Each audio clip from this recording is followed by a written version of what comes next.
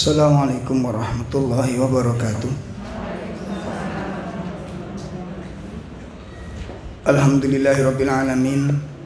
Hamdan katsiran tayyiban mubarakan fi kama yuhibbu rabbuna wa yarda. Asyhadu an la ilaha illallah wahdahu la syarikalah wa asyhadu anna Muhammadan abduhu wa rasuluh. Allahumma salli wa sallim wa barik ala nabiyyina Muhammadin wa ala alihi wa ashabihi wa man tabi'ahum bi ihsanin ila yaumiddin wa ba'd. Ya ayyuhalladzina amanu taqullaha haqqa tuqatih wa la tamutunna illa wa antum muslimun. Ayyuhal ikhwah, para asatid wal asatidah wal ummahat rahimani wa rahimakumullah. Pertama, mari kita panjatkan puji dan syukur kita kepada Allah, yang mana pada pagi ini, pagi yang disebut dengan Sayyidul Ayyam, hari yang terbaik, dan mudah-mudahan tempat ini merupakan bagian dari tempat yang terbaik, karena di sini kita ajarkan ayat-ayat Allah, kita belajar sunnah-sunnah Nabi SAW, dan hari ini kita berkumpul di salah satu majelis terbaik dan amal yang terbaik. Berapa kebaikan yang terkumpul di sini? Halo? Kena kelanting ini. Kelenger. Santai mawon. Ya. Pertama, hari ini hari terbaik. Dan majelis ini majelis terbaik. Majelis Al-Quran, tidak ada majelis yang terbaik. Dimanapun ada majelis Quran, itu adalah majelis yang terbaik. Dan tempat ini tempat terbaik, karena salah satu tempat terbaik adalah di mana di situ diajarkan Al-Quran, diajarkan sunnah, diajarkan akidah, dan amalan panjenengan termasuk amalan yang terbaik. Karena untuk menziarahi tempat-tempat yang terbaik, majelis Al-Quran, madrasah Al-Quran, mudah-mudahan kebaikan-kebaikan ini dilipat gandakan oleh Allah Subhanahu wa Ta'ala. Saya mewakili teman-teman di yayasan, baik di YDI maupun di Al-Um, kami ucapkan ahlan wa sallam bi hudurikum. Semoga kehadiran panjenengan ini diberkahi oleh Allah Subhanahu wa Ta'ala dan selamat bergabung menjadi keluarga besar Al-Um, untuk saudara-saudara kita, untuk teman-teman kita yang membutuhkan perhatian. Ibu-ibu sekalian, kita akan membahas satu tema yang mungkin sedikit ya. Ibu ketika membaca judul materi yang terfikir apa, Bu? Ojo mati ngono tok, Bu. Sing penak ngono lho mikir. Apa yang terfikir? Judulnya apa, Bu? Saat kesendirianmu di alam kubur. Ini materi yang jarang terbayangkan oleh kita dalam keseharian kita ini. Kalau panjenengan dengan saya jarang mikir masalah ini, ya, maka yang dapat nikmat dia akan terjebak dalam kenikmatannya. Yang mendapat musibah akan larut dengan musibahnya, menderita, sengsara, dan macam-macam. Perhatikan, zikrul maut itu akan merubah pola pikir seseorang menjadi berubah. Ketika dia mendapatkan sebuah kenikmatan yang besar, begitu ingat kematian, dia tidak akan terbawa arus kenikmatannya. bangga dengan kekayaannya, congkak dengan kesuksesannya, berfoya-foya dalam kenikmatan. Tidak. Itu ketika orang ingat kematian. Kalau dia terjebak, teruji dengan ujian-ujian, kena musibah, kalau dia diuji dengan kesengsaraan, kalau diuji dengan penderitaan, maka ketika dia ingat kematian, penderitaan dunia itu nggak ada artinya sama sekali. Sebagaimana telah dijelaskan oleh Nabi SAW, tidak ada satu pemandangan pun, kata Nabi, yang lebih menyeramkan. Tidak ada satupun pemandangan yang lebih mengerikan dibandingkan pemandangan alam kubur. Nah, ibu-ibu sekalian, mungkin ada sebagian di antara ibu-ibu yang pernah mengalami kemarin opname di masa pandemi. Ada, Bu, ya? Ada sebagian kita yang opname di musim pandemi. Apa bedanya, Bu?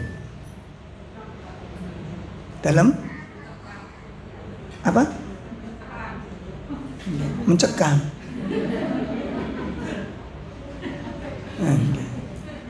Ini kayaknya perlu masuk album ini. Belajar ngelihat masalah itu sampai tembus ke dalam gitu loh. Belajar. Kita di sini belajar untuk itu, Ibu. Ada anak nakal, ternyata subhanallah dia punya keistimewaan yang nggak pernah dilihat orang tuanya sendiri. Melihat anak nakal tuh gregetan begitu diungkap, ternyata anak yang perlu dikasihani. Nah, makanya kalau melihat kelanting jangan cuma kelanting, di balik kelanting itu ada apa? Sunduk. Ibu-ibu sekalian, saat saya menulis kalimat ini, ketika Bu Rita nanya, Ustaz judulnya apa? Materinya apa? Kita teringat satu peristiwa yang tidak pernah kita bayangkan. Kalau kita kemarin opname sendirian, di ruangan sendirian, gak ada yang mengunjungi, tapi kan masih kontak, masih dikirimi makanan, dikirimi obat, dikunjungi dokter, perawat, walaupun jarang-jarang. Ibu pernah bayangkan nanti ibu akan mengalami kesendirian dan tidak ada sesuatu yang bermanfaat di sana. Dalam kondisi sesuai dengan amal. Apakah tempat ini luas ataukah sempit yang akan bisa menghancurkan dan meremukkan tulang-tulang kita? Gak pernah terbayangkan oleh kita. Makanya kalau orang yang menderita di dunia ingat kematian, akan ringan penderitaannya. Orang yang kaya ingat kematian akan lupa dengan kekayaannya. Ya, makanya ingat kematian itu penetral suatu keadaan. Menjadikan pandangan seseorang melihat sesuatu itu berbeda. Coba ibu bayangkan kalau ibu yang mengalami dalam judul ini. Saat kesendirianmu di alam kubur, apa yang bisa kita lakukan? Ya. Sementara kondisi itu sesuai dengan amal. Apa nanti kita diberi cahaya yang terang oleh Allah? Atau tempat itu akan menjadi tempat yang tergelap sepanjang-panjangnya, karena nggak akan ada cahaya yang akan menyinarinya. Walaupun tempat pemandian dikasih lampu. Biasanya kalau orang mati di tempat saya itu, tempat yang dijadikan pemandian, malamnya dikasih apa? Lampu, supaya yang meninggal apa? Terang kuburnya raiso. Maka pagi ini kita akan membahas materi ini, amalan-amalan yang akan menerangi kubur kita dan menyelamatkan kita dari azab itu di saat kesendirian kita di alam kubur itu.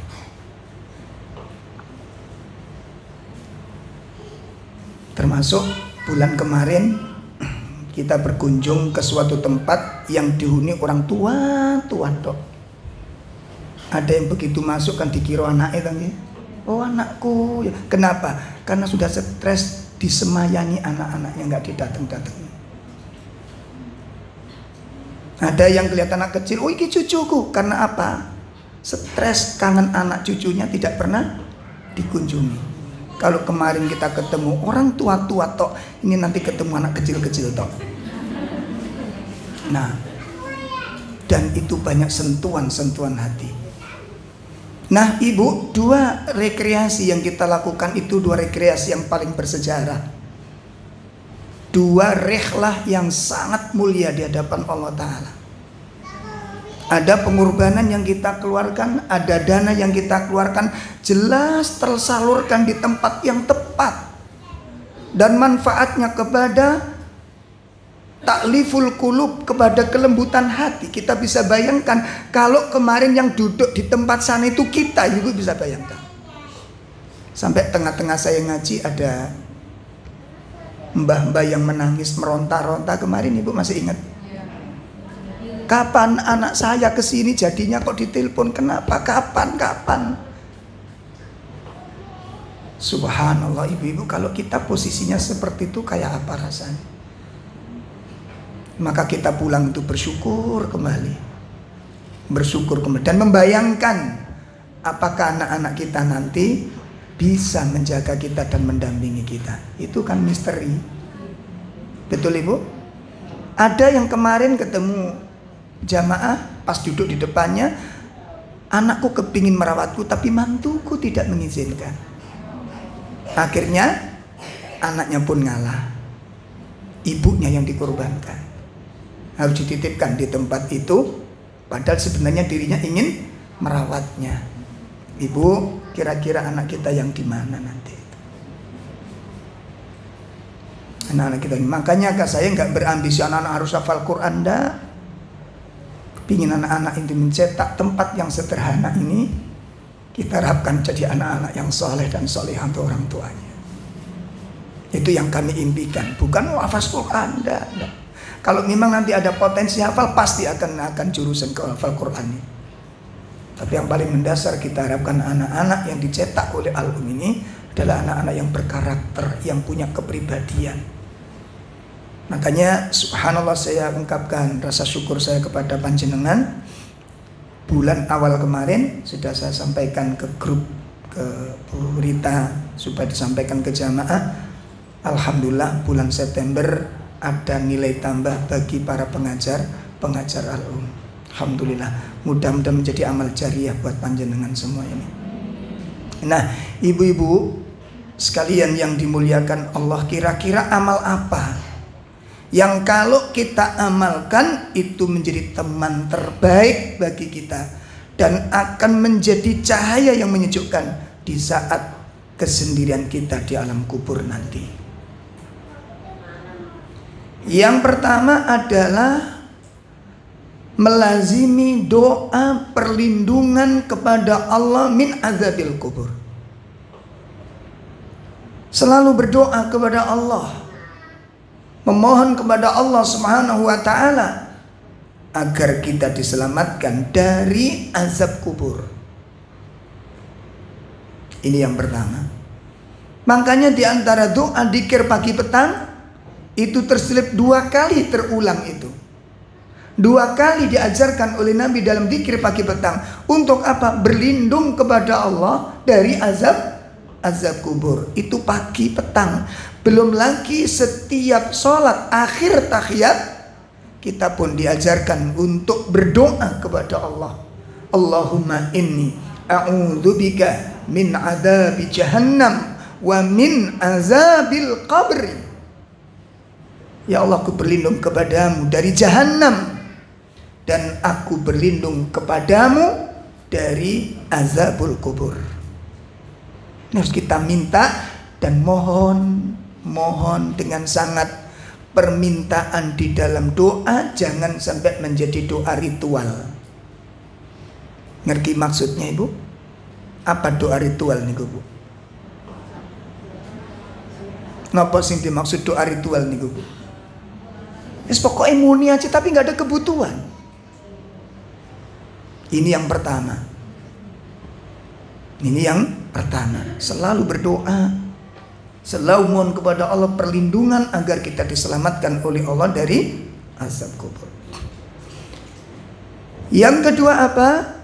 Yang kedua adalah menjaga akidahnya, memurnikan akidahnya, jangan sampai terkontaminasi dengan akidah syirkiyah. Ya, jangan sampai terkotori dengan kesyirikan-kesyirikan. Sendirian di alam kubur itu bukan dongeng. Sendirian di alam kubur itu bukan cerita fiktif. Kesendirian di alam kubur itu adalah peristiwa yang mengerikan, yang para ulama mengkhawatirkan. Apa ibu? Malam pertama di alam kubur itu menentukan. Malam pertama di alam kubur itu menentukan nasib ke depan. Makanya Nabi SAW mengatakan, waman yanju minhu, barang siapa yang selamat dari malam pertama itu, dari fitnahnya, maka fama ba'dahu aisaru min, setelah malam itu dia akan menemukan kemudahan-kemudahan. Waman lam yanju minhu, barang siapa yang gak selamat, tidak selamat dari malam pertama itu, hari pertama dia masuk ke alam kubur dengan kesendiriannya untuk menyelesaikan persoalan dengan Allah Ta'ala, yang tidak bisa kita minta tolong. Hari itu harus ditunaikan. Ibu bisa bayangin, nggak bisa ditunda, nggak bisa diwakilkan, nggak bisa ditolong saat kesendirianmu di alam kubur. Kita akan masuk di sana dan kita akan menjadi penghuninya. Kita akan menjadi pelaku dari materi ini, ibu. Saat kesendirian di alam kubur, ketika kamu ditanya oleh para malaikat yang ditugaskan oleh Allah untuk menjadi fitnatul kubur, apa yang menyelamatkan? Akidah. Allah sebutkan surat 14 ayat 27. Tabarakallah tabaraka wa ta'ala menjelaskan ayat yang berkaitan dengan azabul kubur. Allah berfirman, a'udzubillahi minasyaitonir rajim. Yusabbitullahu alladhina amanu bil qawli tsabiti fil hayatid dunya wa fil akhirah wa yudhillullahu adh-dhalimin wa yaf'alullahu ma yasha. Ada terjemahan enggak, tolong?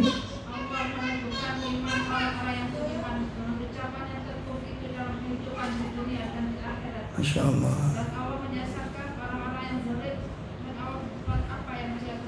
Yusabbitullahu alladhina amanu bil qawli tsabit fil hayatid dunya wal akhirah.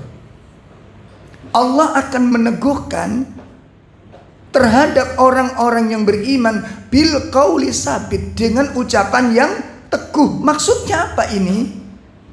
Orang-orang yang di dunianya itu kuat akidahnya, dijaga dari ketauhidan. Dan menjaga tauhid ini kan gak mudah, ibu. Berat. Kenapa? Bertentangan dengan keluarga, tidak disukai dengan tetangga, dituduh macam-macam, difitnah macam-macam. Kepahitan-kepahitan itu kita rasakan di dalam menjaga akidah, ibu. Saya pertama kali ngaji, mushaf saya ini, bu, tak sembunyikan di bawah pohon bambu gitu. Pertama kali saya ngaji. Kenapa? Dianggap asing Qurannya. Quran itu beda. Ono Quran beda tuh. Mau tak jelaskan itu ya gak maduk.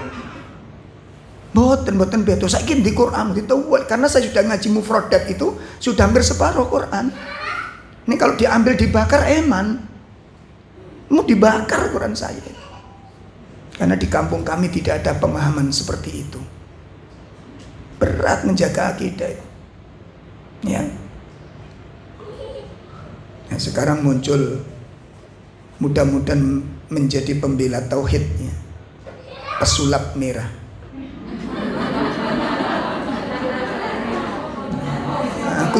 aku yang ngintip didik. Wallahu alam. Ya, mudah-mudahan dia paling tidak itu banyak yang mulai melek masalah itu, nggak terlalu nemen-nemen gitu lah. Allah. Ini makanya orang yang di dunia ini teguh akidahnya, lurus akidahnya, bersih akidahnya, di alam kubur akidah itu yang akan menjawab pertanyaan malaikat itu, Ibu. Makanya jangan mencela-mencela akidahnya di dunia ini. Jangan mencela-mencela akidahnya. Itu nanti berfungsi pada saat begitu hari pertama kita dimasukkan ke dalam alam kubur, lalu kemudian roh itu dikembalikan ke jasad kita, 2 malaikat diutus, kemudian kita didudukkan oleh 2 malaikat itu dalam kondisi sendirian. Itulah saat kita terkejut. Di mana aku? Sendirian. Pernah terbayang ini? Enggak. Awas. Jangan sampai ini kita lupakan. Melupakan peristiwa ini, melupakan amalan-amalan yang harus dibawa ke tempat tersebut. Dan mengingat peristiwa ini akan meringankan beban-beban kita di dunia semuanya. Gak mikir soal susah sudah. Alam kubur lebih mengerikan lagi. Makanya jangan mencela-mencela akidahnya dalam dunia. Kenapa itu menjadi taruhan di adab kubur nanti, Bu? Di dalam menghadapi fitnah kubur, akidah itu yang jawab.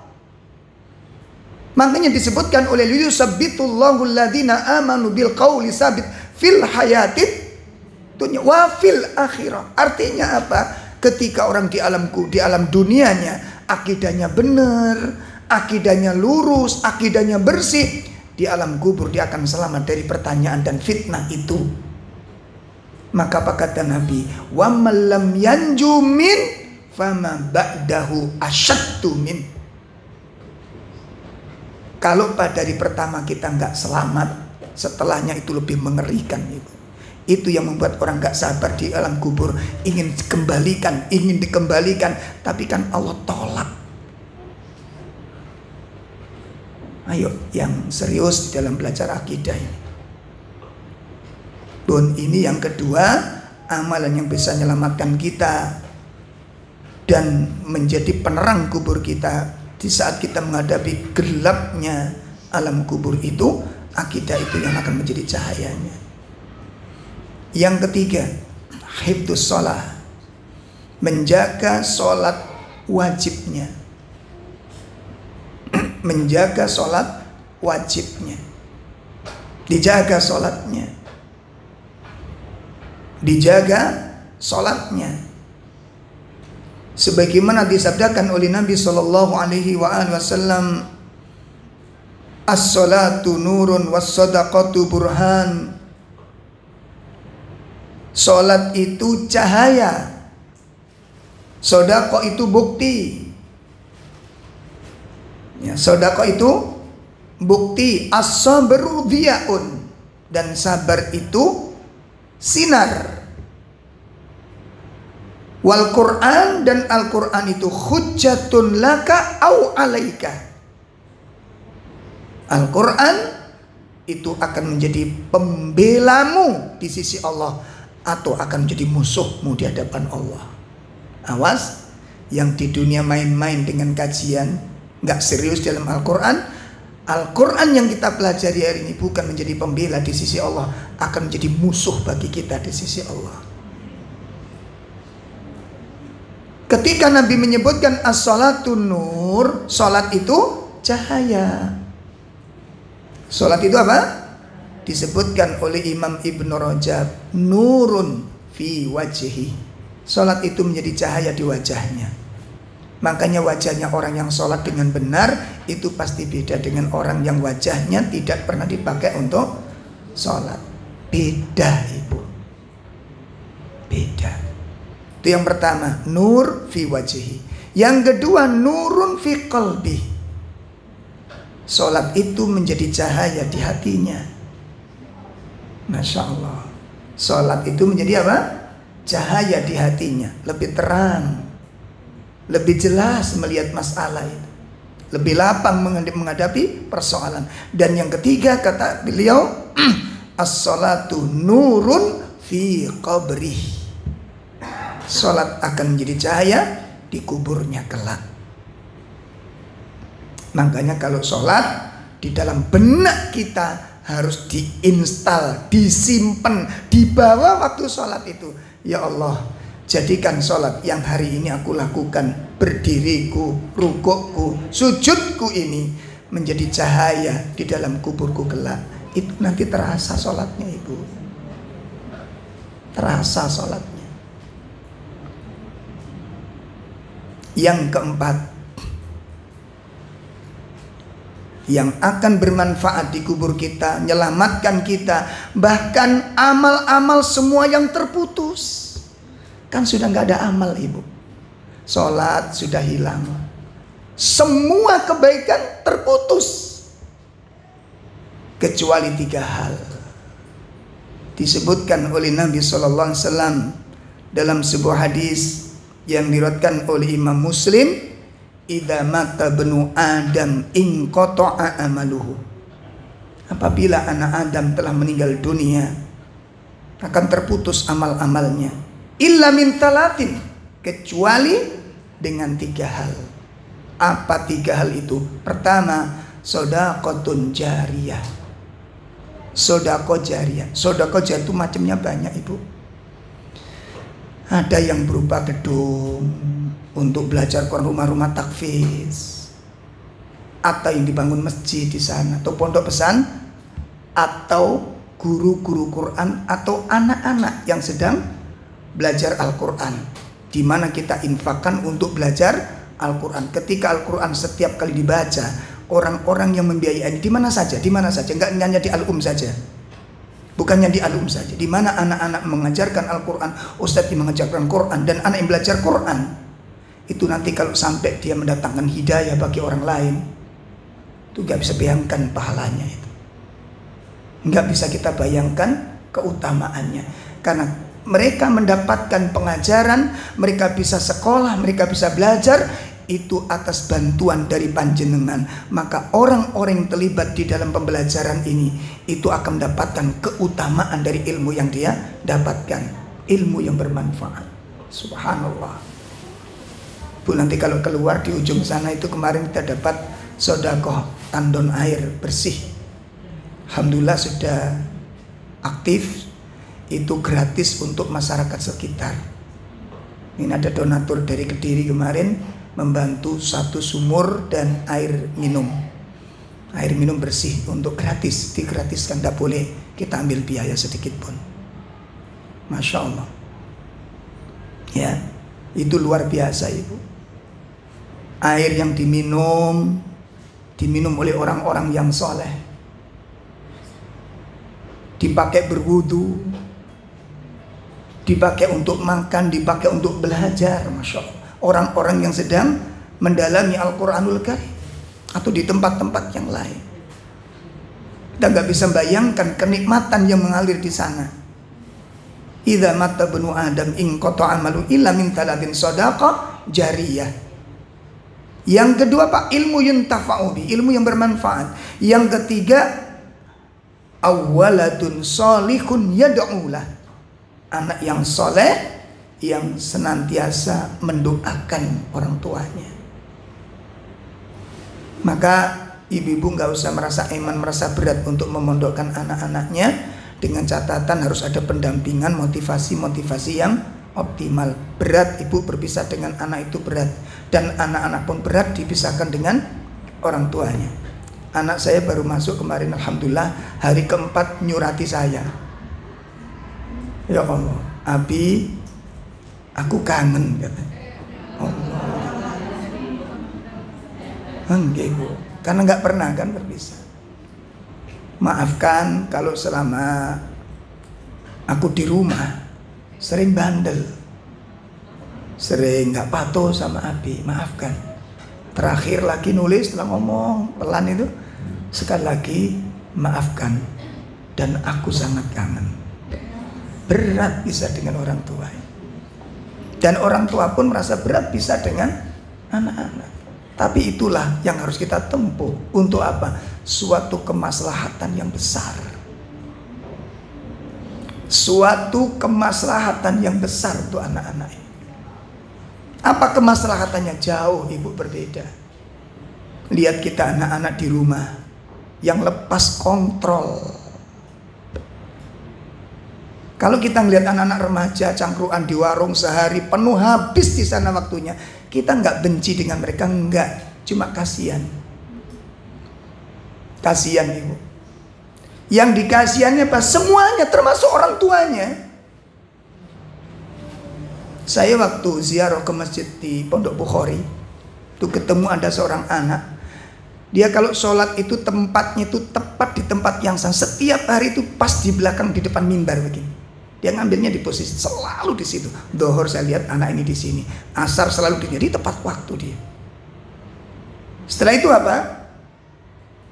Kita lihat di anak-anak di sana itu kalau sudah antara adzan iqamah itu, mereka menengadahkan tangannya berdoa. Tak tanya anak yang tadi itu kok takcing apa takcing nih kono. Apa? Tak incer gitu. Siapa anak mana ini? Kira-kira apa yang dibaca ini? Waktu istimewa soalnya antara adzan dan iqamah. Tak deketi, tak tanya, Mas ngapunten. Saya lihat kenapa sampean kok milih tempat itu terus? Ingin istiqomah Mas. Ingin istiqomah Pak. Oh Masya Allah. Jadi sholat 5 waktu ya di tempat itu. 5 waktu itu. Dia tempat yang sama. Dia ingin istiqomah. Dan subhanallah istiqomahnya luar biasa. Terus saya nanya, nah di waktu antara dan iqamah kok sampean dungane panjang, apa doa yang paling banyak jenengan baca? Untuk bapak dan ibu kata. Untuk bapak dan ibu. Supaya apa yang antum doakan untuk bapak ibu itu? Ya supaya Allah mengampuni dosa-dosa ibu dan bapak, dan supaya Allah menyayangi. Coba ibu, anak-anak yang masih bersih itu di tempat termulia di waktu istimewa melantunkan suatu doa untuk orang tuanya. Inilah kesolihan. Inilah doa yang dibaca oleh Nabi Ibrahim yang dibutuhkan oleh orang tua ini. Rabbi habli minas solihin. Apa itu kesolihan? Maka kita lihat pelajaran bulan kemarin. Lihat orang-orang tua yang duduk di kursi-kursi roda itu bukan orang-orang yang tidak punya anak ibu. Orang tua yang duduk di sana didorong oleh orang yang tidak pernah dikenal sebelumnya. Itu bukan orang tua yang tidak punya keluarga. Tapi orang-orang yang anak-anaknya tidak siap hidup bersama orang tuanya di masa tuanya. Orang tua yang ditinggalkan anaknya karena nggak siap untuk direpotkan oleh anak orang tuanya. Sehingga tangan-tangan yang dikenal bukan tangan-tangan anak-anak yang dirindukan. Anda lihat sendiri kemarin. Itu nasihat, itu tamparan buat kita. Dan bukan anak-anak orang yang nggak mampu kan? Di Jakarta punya kendaraan ini, kendaraan itu. Inikah doa keberhasilan yang diharapkan oleh orang tua? Itu masih hidup ibu, masih hidup ibu. Udah lupa dengan orang tuanya. Maka anak-anak yang salihah, anak-anak yang saleh selalu melihat orang tuanya. Dia ingin kedudukan orang tuanya itu mulia di mata Allah Subhanahu wa taala. Dia lantunkan doa di waktu ijabatud dakwah. Di waktu kabulnya doa. Allahumma gfir warhamhu wa'afi wa'fu'an. Kasih ini kedua orang tuaku sebagaimana engkau mengasihi, sebagaimana mereka berdua memelihara aku. Artinya apa? Jagalah kedua orang tuaku ya Allah, penuhi apa yang menjadi kebutuhannya, cintai apa yang dibutuhkan. Itu doa. Warhamhuma kama, itu doa. Itu kepingin orang tuaku diposisikan semulia-mulianya. Subhanallah. Saya ngelihat akhirnya saya mengunjungi anak saya. Nak, kalau kamu sholat malam, kamu sertakan gak nama abi dan umi dalam doamu? Insya Allah bi, tuh adem bu. Ya Allah, alhamdulillah ya Allah, anak-anakku berdoa. Gak ada lagi yang dibutuhkan, terutama di saat kesendirian kita di alam kubur. Bagaimana tidak ibu? Amal-amal kita sudah terputus. Hanya 3, itu pun kalau punya kita. Anak mungkin ada, tapi mau gak mendoakan kita. Anak ada, mau gak memperdulikan kita, membayangkan kita agar kita selamat di tempat kesendirian itu, agar kita mulia di tempat kesendirian itu. Ingat ibu, saat kesendirianmu di alam kubur, apa yang bisa kau lakukan di sana? Amal sudah terbatas. Sejak kematian itu amal tidak bertambah, kecuali punya 3 hal. Maka salah satu kunjungan jenengan ke tempat ini atau ke tempat yang lain nanti, itu kunjungan yang paling mulia. Itu yang Anda siapkan tuh alam kubur kita semuanya, saat kesendirianmu di alam kubur. Oleh karena itu ibu-ibu sekalian, maka berbahagialah. Ya, berbahagialah dengan anak-anak yang soleh, dan berharaplah dengan anak yang soleh, dan miliki amal-amal jariyah, miliki amal-amal jariyah. Dan setiap ibu membantu teman-teman kita dimanapun berada. Saya kepingin gini bu, nanti di kajian-kajian nanti nyambung semua. Kita bangun link kajian ini dengan kajian ini nyambung, dan nanti pekerjaan kita lebih besar lagi nanti. Jadi malam saya ngobrol-ngobrol dengan Dr. Krishna itu, saya kepingin sekali majelis-majelis itu nanti menjadi keluarga besar. Ya, keluarga besar dalam rangka apa? Menangani kasus-kasus yang besar. Jamaah kita itu banyak yang punya masalah, ya kan? Banyak yang punya, tapi kita kan tidak tahu masalahnya apa. Lah itu nanti kita bangun, kepingin majelis. Kalau sendirian nggak bisa ibu. Saya ngantongi problem-problem jamaah itu, ya Allah, nggak bisa. Dan saya bawa ke beberapa teman asatid, karena ada grup ustadz. Ustadz, bisa nggak di grup ustadz-ustadz ini godok masalahnya jamaah? Ketika saya sampaikan itu, tidak ada satupun yang nyaut ibu. Sampai hari ini. Sampai hari ini. Saya kepingin ono masalah, oh jamaahku punya masalah ini, dibawa ke hadapan para asatid. Ini grupnya para ustadz. Sampai ini belum ada tanggapan. Ada jamaah kita yang bingung tiap tahun itu pindah rumah, karena nggak punya biaya untuk menyewa rumah. Akhirnya kos pun kadang-kadang usaha yang nitip jajan di tempat-tempat kecil nggak sementil laku ibu. Sampai kita pernah temukan di candi itu, ada ibu-ibu mu'alaf ya jamaah kita, suaminya stroke. Malam itu mau diusir sama yang punya kos karena telat bayar. Kalau malam pindah kemana? Akhirnya ada teman-teman kita bawa ke sana waktu itu. Ada Ustadz Aziz waktu itu saya bawa, langsung ketemu pelakunya. Nangis kita tolong itu, ya Allah. Lah kita ingin program-program dakwah nanti itu lebih kepada seperti itu. Jelas masalahnya. Ya. Bon, itu yang keempat, amalan yang bisa menyelamatkan kita dari. Yang kelima adalah dalilnya tadi sudah ya, doa anak yang soleh. Doa anak yang soleh itu masuk hadis tadi, dalilnya masuk di dalam poin yang keberapa tadi ibu? Yang keempat. Doa anak yang soleh itu dibutuhkan ibu, masya Allah.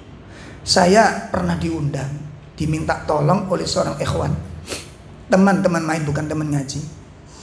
Mbahnya yang merawat istrinya itu dalam keadaan nazak. Dalam keadaan nazak ibu. Saya kaget waktu dibawa ke rumahnya itu, subhanallah. Ini di mana? Di dalam, Ustaz, di dalam, monggo masuk. Saya kagetnya itu apa? Di luar itu cucu-cucunya itu main gitar ibu. Main gitar. Begitu saya masuk, nangis saya di dalam itu. Melihat kakek nenek ini tubuhnya terangkat, berkebanting, saking sengsaranya menarik nafas itu. Perang dengan kematian. Di luar anak-anaknya, cucunya itu main gitar.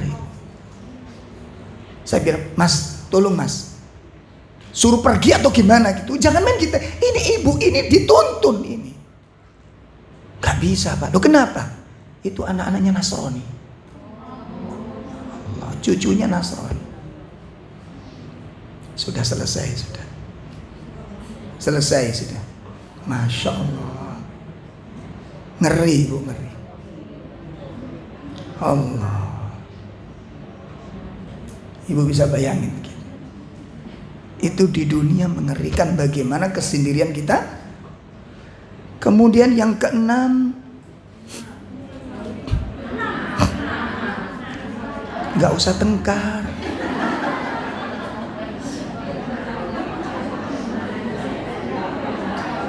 Santai, santai.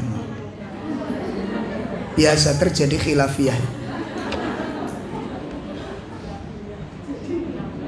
Terjadi perbedaan pendapat itu beda sama. Jadi madhabnya sama sudah berbeda. Allah. Yang keberapa Ibu? Yang keenam. Yang keenam, amal yang bermanfaat untuk itu adalah tilawatil Quran. Tilawatil Quran. Rasulullah SAW mengatakan, Iqra'ul Quran fa innahu ya'ti yaumal qiyamati syafi'an li ashabi. Bacalah olehmu Al-Quran, karena Al-Quran itu akan datang pada hari kiamat nanti, akan menjadi pembela, dan itu akan menjadi cahaya di kubur-kubur kita, menjadi penolong di kubur-kubur kita dengan Al-Quran. Makanya kan di ujung hadis, ketika orang-orang muslim yang meninggal ditanya oleh malaikat penanya, tadi mengatakan mungkar nakir, siapa Robmu dijawab dengan jelas, siapa agamamu dijawab dengan jelas, siapa laki-laki yang diutus dijawab dengan jelas. Lalu kan ditanya di akhirnya itu, dari mana engkau mengetahui ini semua? Dia mengatakan apa? Natlu kitabullah. Aku telah membaca kitab Allah. Aku bisa menjawab ini. Itu karena petunjuk Al-Quran. Al-Quran akan menjadi syafaat bagi kita nanti. Maka cintailah Al-Quran. Jangan pernah lepaskan Al-Quran. Jangan ada hari yang tidak ada tilawatil Quran. Itu bermanfaat bagi kita, untuk keluarga kita. Maka sering-sering di rumah dibaca walaupun tidak banyak. Tapi ya jangan sedikit-sedikit banget. Kok gak banyak-banyak, kok titik tenanan. Hah? Ayo dibudayakan Quran. Dan akhlak kita yang baik itu nanti akan ada perubahan yang sangat besar Ibu. Sudah sekarang kalau ingin merubah, memperbaiki semua, memperbaiki suami, memperbaiki anak, memperbaiki siapapun, perbaiki diri sendiri dulu. Jelas? Perbanyak istighfar, istighfar dan istighfar. Perbanyak Quran, Quran dan Quran. Perbanyak, lalu mengharap pada Allah. 3 hal niatkan. 1, niatkan untuk taqarrub kepada Allah. Niatkan taqarrub kepada, untuk dekat kepada Allah. Ya Allah, aku ingin dekat denganmu dengan Al-Quran ini. Yang kedua, harapkan pahala yang besar dari Al-Quran itu. Ya Allah, berikan aku pahala yang besar dengan Al-Quran yang aku baca ini. Yang ketiga apa? Perbaikilah masalah-masalahku, anak-anakku, suamiku, pekerjaanku, ekonomiku. Ya Allah, tolonglah aku. Anak-anakku tambahkan kebaikan-kebaikannya. Al-Quran Ibu, Al-Quran. Baca Al-Quran, perbanyak Al-Quran. Niatkan dengan 3 niat ini. Yang pertama, niatkan taqarrub, untuk dekat kepada Allah. Yang kedua, niatkan untuk dapat pahala dan kebaikan dari Allah. Yang ketiga, supaya memperbaiki semua keburukan yang ada, termasuk anak-anak kita. Dan efeknya luar biasa Ibu. Iya benar. Makanya kalau anak-anak nakal, mungkin durhaka, sudah lari kepada Allah. Ya Allah, ini mungkin ada dosa-dosa yang nyelempit. Mungkin ada selilit dari dosa yang tidak kita ketahui. Makanya waktu istighfar Ibu, tolong perhatikan, waktu istighfar, ya Allah ampuni dosaku yang aku ketahui dan yang tidak aku ketahui. Karena mungkin apa? Mungkin bisa jadi peristiwa-peristiwa yang tidak menyenangkan kita, musibah-musibahnya, apapun itu bentuknya, itu dari dosa-dosa yang nyelempit. Karena nggak semua dosa kita ingat Ibu. Betul Ibu? Coba kemarin Ibu ngomong apa aja? Kemarin. Lupa aku gak ngomong belas. Opo kakean. Ya Allah, overload. Coba kemarin itu kan sudah nggak kita ingat. Kira-kira kemarin itu ada ucapan yang bermaksiat enggak? Juga nggak ingat kan? Nah, bisa jadi dosa-dosa nyelempit itu yang menjadi duri-duri permasalahan kita. Makanya waktu istighfar memohon kepada Allah, ya Allah ampuni dosaku dari dosa-dosa yang aku ketahui maupun dosa-dosa yang tidak aku ketahui. Yang ketujuh, merutinkan surat Al-Mulk, membaca surat Al-Mulk di malam hari. Dalil-dalilnya sudah jelas dan banyak dibahas oleh para ustadz kita. Yang kedelapan, melazimi doa yang disebut oleh sebagian kaum muslimin doa sapu jagat. Rabbana atina fid dunya hasanah wa fil akhirati hasanah wa qina azabannar. Itu melazimi doa itu terus dibaca yang sering. Dan yang terakhir, berdoa sebagaimana doanya ulil albab, orang-orang yang berakal. Gimana doanya? Surat Al-Imran ayat 193 dan 194. Al-Imran 193 194. A'udzu billahi minasy syaithanir rajim. Rabbana innana sami'na munadiyan yunadi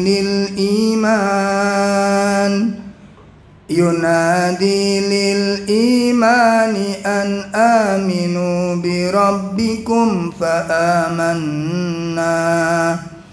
Rabbana faghfir lana dhunubana wa kaffir anna sayyi'atina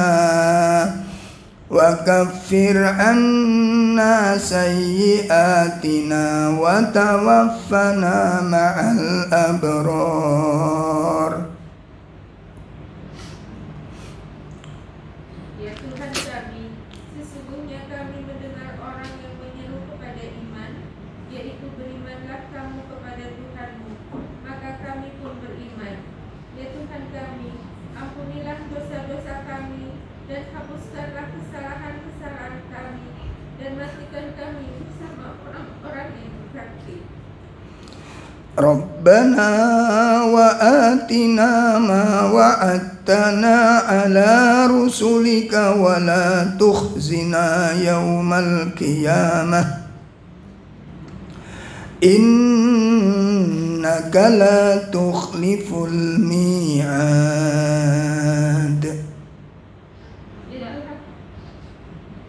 Ya Tuhan kami, berilah kami apa yang telah Engkau janjikan kepada kami melalui Rasul-Rasul-Mu, dan janganlah Engkau hinakan kami di hari kiamat. Sungguh Engkau tidak pernah mengingkari janji. Ini doa yang tidak boleh kita tinggalkan. Ini doa yang tidak boleh ditinggalkan oleh lisan-lisan seorang muslim. Doa yang sangat dahsyat, doa yang sangat indah, doa yang sangat agung di mata Allah. Kita mohon kepada Allah, kita tunjukkan kita sebagai orang yang beriman. Rabbana innana sami'na munadiyan yunadi lil imani an aminu bi rabbikum fa amanna. Rabbana faghfir lana dzunubana, ya Allah ampuni dosa-dosa kami. Wa kafir anna sayyi'atina, hapus dosa kesalahan-kesalahan kami. Wa tawaffana ma'al abrar, dan wafatkan kami bersama orang-orang yang berbakti. Wafatkan kami bersama orang-orang yang berbakti. Wahai Rabb kami, berikan kepada kami apa yang telah Kejanjikan kepada kami melalui Rasul-Rasul-Mu, dan jangan Engkau hinakan kami pada hari kiamat. Jangan Kau jadikan kami orang-orang yang terhina pada hari kiamat. Sesungguhnya Engkau zat yang tidak pernah mengingkari janji. Ini yang perlu kita baca, yang tidak boleh kita lepaskan, yang tidak boleh kita tinggalkan. Langkah-langkah ada sekitar berapa amal tadi Ibu? 9 amal insya Allah. Ini kalau kita laksanakan dengan baik, mudah-mudahan ini menjadi amal yang diterima oleh Allah Subhanahu wa Ta'ala. Oleh karena itu, sekali lagi mudah-mudahan materi yang kita bahas pada pagi ini, dan materi tolong diingat-ingat. Kalau perlu dicatat sebagai nasihat di dinding tempat tidur, di saat kesendirianmu dalam kubur. Subhanallah Ibu, itu akan menetralkan semua masalah. Beban-beban yang berat itu akan terasa ringan. Masalah-masalah yang rumit itu akan terasa mudah ketika kita melihat, menyaksikan beratnya peristiwa-peristiwa di alam kubur. Mudah-mudahan kehadiran kita di tempat ini dan bermajelis kita di majelis ini dan menjadikan tempat yang kita tempati ini menjadi salah satu saksi di sisi Allah Subhanahu wa Ta'ala. Salah satu bukti kita terlibat di dalam dakwah, kita terlibat di dalam amal saleh, dan kita termasuk bagian dari keluarga Ashabul Quran, orang-orang yang mempelajari Quran dan anak-anak yang sedang belajar Al-Quran. Jazakumullah khairan katsiran atas kehadiran panjenengan semua ke tempat ini. Sekali lagi saya ucapkan semoga ini menjadi amal yang diterima oleh Allah Subhanahu wa Ta'ala dan bermanfaat dunia kita, keluarga kita, urusan keluarga kita, dan semoga bermanfaat untuk urusan agama kita.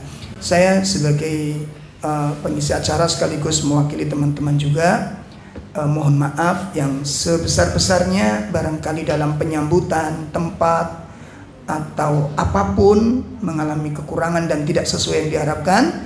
Saya mohon maaf yang sebesar-besarnya.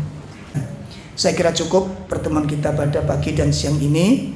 Kita cukupkan dengan kafarah majelis. Subhanakallahumma wa bihamdika asyhadu an la ilaha illa anta astaghfiruka wa atubu ilaik. Assalamualaikum warahmatullahi wabarakatuh.